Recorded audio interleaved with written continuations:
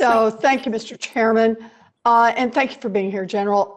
Last October, Senator Hirona and I requested a hearing on DoD's role in developing and distributing COVID-19 vaccines, and I am very glad that this is one of the first topics that you are addressing as chairman. So thank you very much for that, Chairman Reed. I asked for this hearing because the federal vaccine effort called Operation Warp Speed by President Trump was characterized by ethical conflicts and mismanagement. And one of my biggest concerns is a lack of transparency. OWS issued billions of dollars worth of vaccine contracts, but with too little accountability on that. Last year, DoD issued $6 billion in contracts to a defense contractor, Advanced Technologies International, Inc.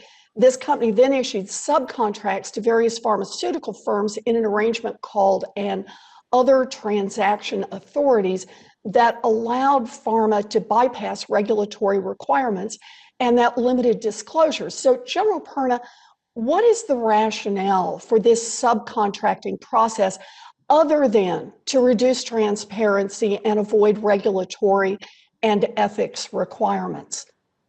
So, Senator, I can't speak broadly, and I'll defer to my colleagues here at the table, but for OWS and the work that we've done, we've worked really hard to remain transparent in coordination with the GAO and to make sure that everything we're doing is legally, ethically, and morally correct. And we've provided all of our contracts to them so that they can be a part and help us see ourselves and work our way forward. Well, I appreciate that, General, and I appreciate the need to move quickly.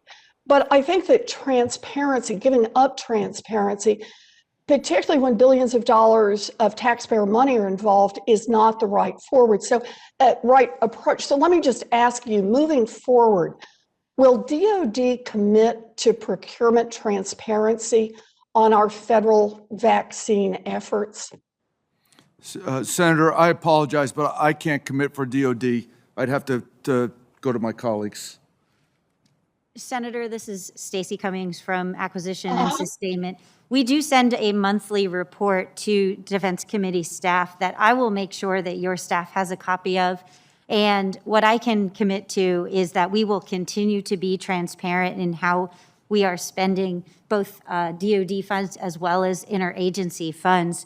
The Other Transaction Authority is a tool that helps us move quickly. It is not meant to in any way stop us from being transparent. I would be happy to come and brief you or your staff on Other Transaction Authorities and the benefits.